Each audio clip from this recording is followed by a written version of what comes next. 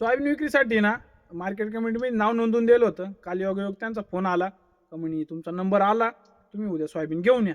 म्हटलं ठीक आहे चालेल. मग काय आहे ना गावागावात ट्रॉली भरली तेवढी. गेलो घेऊन सकाळी. आता आपण काय फक्त काढून ठेवली होती मशीन तशीच ठेवली होती.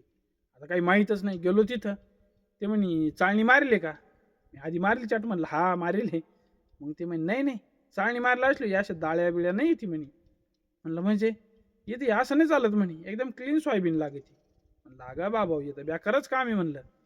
म्हणजे त्यांचा रेट फिक्स आहे 5328 असं काहीतरी आहे. म्हणलं येतं अवघडच काम आहे. मग ते म्हणे तुम्हाला चाळणी मारून आणावं लागेल. म्हणलं असं आहे काय? काढला बो ट्रॅक्टर तिथून. आलो मग डायरेक्ट आकाशवीरला आपलं सोग्रस पाट्यावर. तिथं गेलो.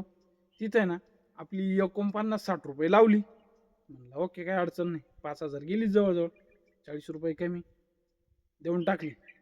खाली करून आलो कारण ते परत ते आणायचं ती आखी चाळणी मारायची घर घर घर गुर गुर गुर लाईट केला आणि त्याच्यातून पुन्हा त्या दाळ्या दुळ्या बाजूला निघतील ते लचांडच पुन्हा त्यापेक्षा नाही वन टाइम गेलो खाली करून दिलं.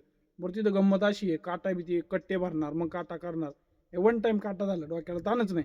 बरोबर आहे की नाही. तुमचं जर कोणाचं नाव येईल असेल तर चाळणी मारूनच न्या कारण ते पुन्हा तिथे रिजेक्शन बिजेक्शन लय डोक्याला ताण आहे. तर नाव येईल असेल तर 100% चाळणी मारूनच घेऊन जा. लय डोक्याला ताण आहे. माझी चांगली बुंगव आलती पण वाचलो मी थोडक्यात. दिली खाली करून आलो घरी नेऊन. चला मग